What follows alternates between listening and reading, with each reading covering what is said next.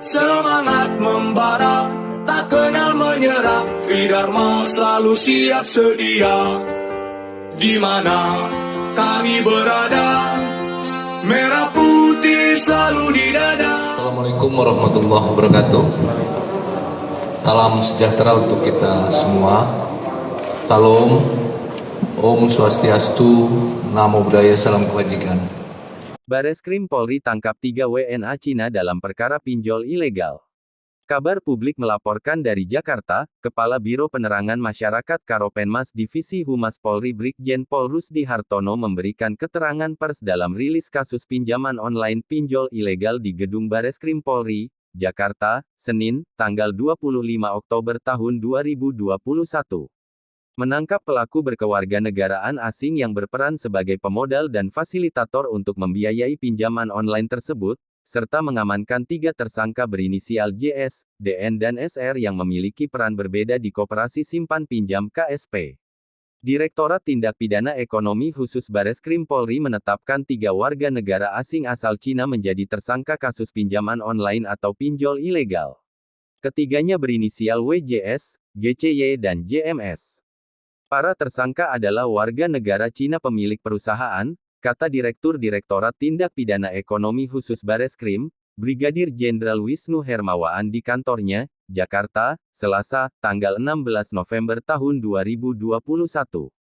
WJS, 32 tahun, merupakan pengendali pinjol ilegal bernama Koperasi Simpan Pinjam Inovasi Milik Bersama. Dia juga pendiri aplikasi FLINPAY. Selain pemilik, WJS diduga berperan merekrut pegawai dan mencari pinjol ilegal lain untuk bermitra. Sementara GCY, 38 tahun, merupakan konsultan yang diduga mengetahui dan bertanggung jawab atas sistem integrasi data dan dana antara pemilik KSP Inovasi Milik Bersama dan PT AFT, selaku perusahaan pengirim dana kepada para nasabah pinjol ilegal. Tersangka ketiga ialah JMS, 57 tahun, berperan sebagai Direktur PT AFT. Bareskrim menduga JMS juga berperan membantu PT AFT mendapatkan lisensi jalur pembayaran untuk mengirim dana ke luar negeri. Selain ketiga orang tersebut, Bareskrim menangkap 10 orang lainnya yang diduga terafiliasi dengan jaringan pinjol ilegal KSP Inovasi Milik Bersama ini. Bareskrim menyita 217 miliar rupiah dari 7 rekening yang terafiliasi dengan KSP Inovasi Milik Bersama. Dalam menjalankan operasi pinjol ilegal, KPS Inovasi Milik Bersama diduga menggunakan jasa desk collection. Desk collection menagih utang dengan cara mengirimkan pesan ancaman, penghinaan hingga pornografi ke orang-orang yang berutang. Terima kasih telah menonton channel Kabar Publik. Jangan lupa like, komentar, dan subscribe. Peralatan tersebut. Dan satu lagi, peran WNA-nya adalah atas nama JMS. JMS ini merupakan direktur. Jadi kasus ini telah ditangani, tapi yang ada di belakang kita ada 2 tersangkanya, ya. Yang laki-laki ini adalah WJS dan yang satu perempuan. Sisanya di ruang tahanan, ya. Jadi sekali lagi tersangkanya ada 13, ya. Untuk lebih jelasnya kami mempersilakan Bapak Direktur untuk menyampaikan presentasi ini. Terima kasih. Terima kasih Pak untuk yang waktu diberikan pada saya. Rekan sekalian, saya direktur yang baru. Dulu saya wadir, puji Tuhan diangkat menjadi direktur. Ya, ini semuanya ada cerita bersambung sebetulnya. Ya, kemarin sudah diekspos kasus terkait dengan pinjol ini terkait dengan desk collection 7 orang. Kemudian lanjut lagi terkait dengan namanya PT Transfer Dana, PT AFT, Asia AFT, ya, 4 tersangka. Ya.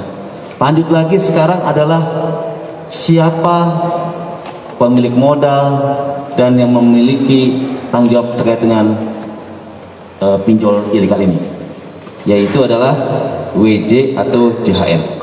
Apa perannya? 1, bahwa tersangka ini yang ini adalah warga negara China, pemilik perusahaan FlyPay, perusahaan payment gateway yang berasal dari Cina. Pendiri Koperasi Simpan Pinjam Inovasi Milik Bersama. Juga beliau merekrut pinjol-pinjol ilegal untuk bermitra dengan KSP IND. Jadi ini tugas dia, peran dia. Dan membuat kelengkapan untuk mendirikan koperasi simpan pinjam dengan menggunakan surat-surat palsu.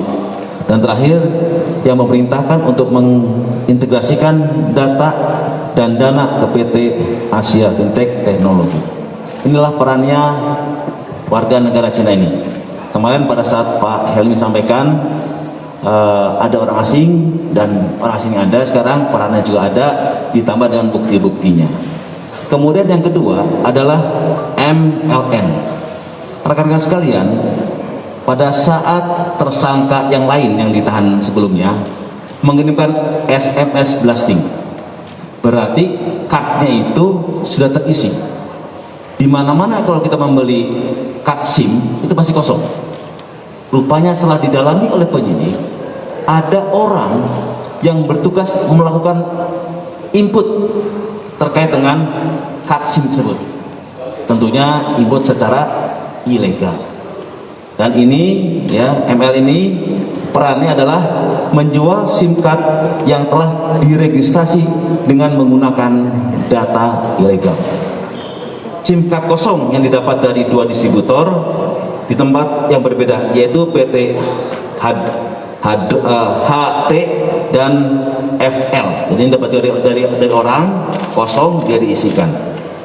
Data kakak dan NIK untuk registrasi SIM card kosong didapat dari platform S atau Skype melalui media internet ya. Registrasi SIM card dilakukan di Jalan Sayuti nomor 21 Cempaka Putih, Jakarta Pusat. SIM card yang telah diregistrasi dijual kepada Desk Collection, selanjutnya digunakan untuk melakukan MS blasting. Inilah peran dari MLN. Sekarang ditanyakan lagi, kenapa ada uang ini? Ya, uang kenapa?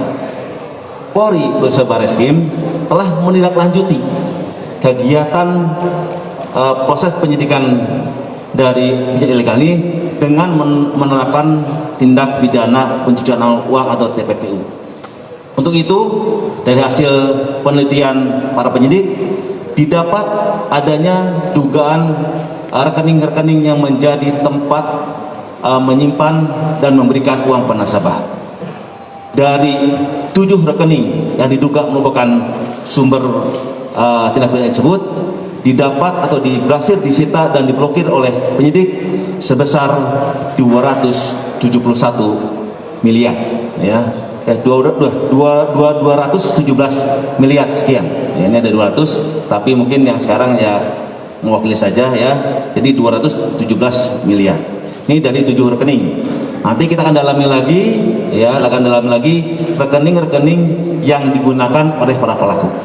Ini masih cerita panjangnya, masih ada lagi, karena dari Bareskrim telah mengidentifikasi semua kegiatan dari pinjol ilegal ya, mulai dari korban, kemudian SMS blasting, kemudian desk collection, transfer dana, payment gateway, sampaikan pemodal dan dadernya kita telah berhasil ungkap.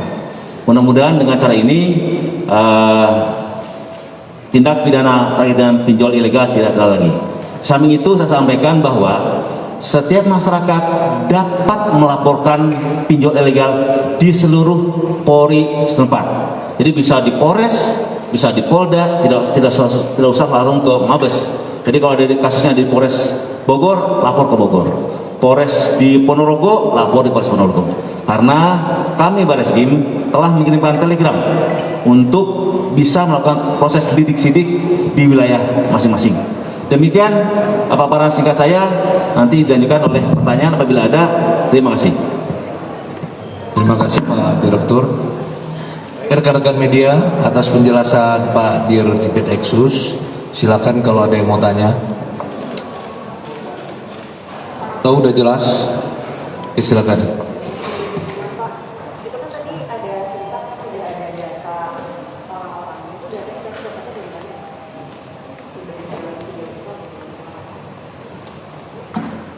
Terima kasih Mbak. Tadi ini adalah perannya si tersangka MLN, ya, yang ini.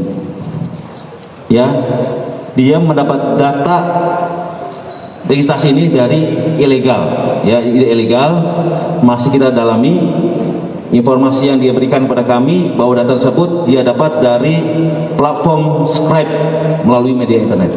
Nah, ini kita lihat dalam lagi, ini platform ini, karena dia pun jualnya sifat tersebut melalui lapak Shopee dengan akun M Gandika, ya, Gandika. Jadi ini lagi dalami karena dia mendapatnya dengan ilegal. Terima kasih ya Mbak ya. Berarti illegal akses. Yang lain? Udah jelas ya teman-teman ya? Oke. Baik, kalau sudah jelas, enggak ada, cuma ini aja. Oke. Baik, terima kasih. Enggak, ini preskon di Exus ya. Baik, terima kasih rekan-rekan, terima kasih. Oh, Mbak Leni ya. Pak izin Pak, tadi 13 itu jelaskan lagi kemarin infonya 1 WNA, sebenarnya 1 atau 3 WNA. Terus Pak terkait SIM card yang tadi itu apa? Kemarin Pak sempat disampaikan bahwa ini akan berkoordinasi dengan Kominfo tentang ilegal tentang SIM card yang terisi. Berarti setelah diketahui dari MLN tadi, berarti tidak melalui konfirmasi ke Kominfo. Terus gini, untuk pinjol di CSW ya Pak ya, Satgas investasi menyebutkan ada aliran dana dari pinjol ini yang mencapai triliunan. Nah, untuk TPPU-nya seperti apa? Dan ini 217 ini dari satu jaringan ini atau jaringan berapa nilai miliar ini? Baik, terima kasih Mbak ya, satu jawab. Ini baru satu jaringan, ya, baru satu jaringan 217 miliar. Nah, kalau ada jaringan lain mungkin lebih banyak lagi. TPPU ini ditekan, tadi sampaikan ada 3 WNA, ya. WNA-nya adalah tadi ini yang satu ada WNA satu adalah DNS, JMS itu dari warga negara Amerika, ada GCY dan WJ itu dari warga negara Cina. Jadi 3 WNA. Jadi kalau tanya perannya masing-masing nanti bisa ditanyakan lagi lebih dalamnya. Tapi yang saya sampaikan hari ini adalah perannya dari JS yang bertugas selaku pendana dan sebagai leader dalam jaringan ini. Itu ya. Ya. Terkait SIM card-nya ini Pak, sudah dikoordinasikan dengan Kominfo, jadi bisa diakses data-data itu bagaimana? Dijawab oleh Kasubdit. Bisa diulangi Mbak? SIM card-nya ini kan sudah terregistrasi itu secara ilegal akses ya Pak ya. Itu apakah sudah melalui koordinasi bahwa ini ada dengan Kominfo? Apakah ini sudah ada koordinasi? Karena ini sudah terisi gitu Pak? Atau secara atau kemarin kan koordinasi katanya sudah ada koordinasi dengan Kominfo?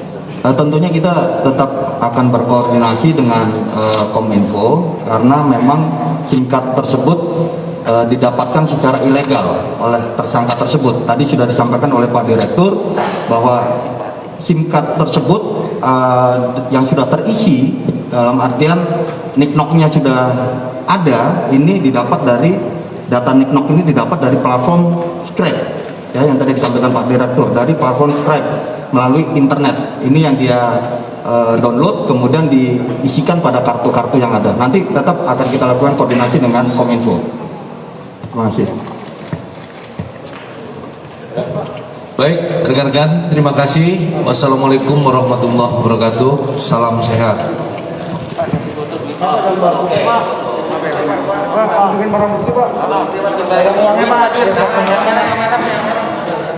Merah biru.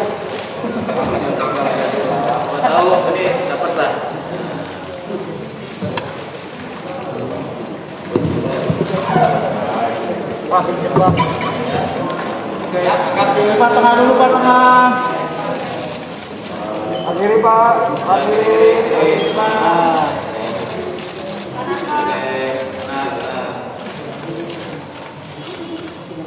Nah lagi Pak, sekali lagi Pak, tengah Pak izin. Ya, lama kurang masih dibagikan deh. Mas bagikan.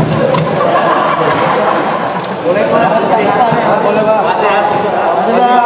Kalau Bahu pulang nama di bawah naungan Ibu Pertiwi.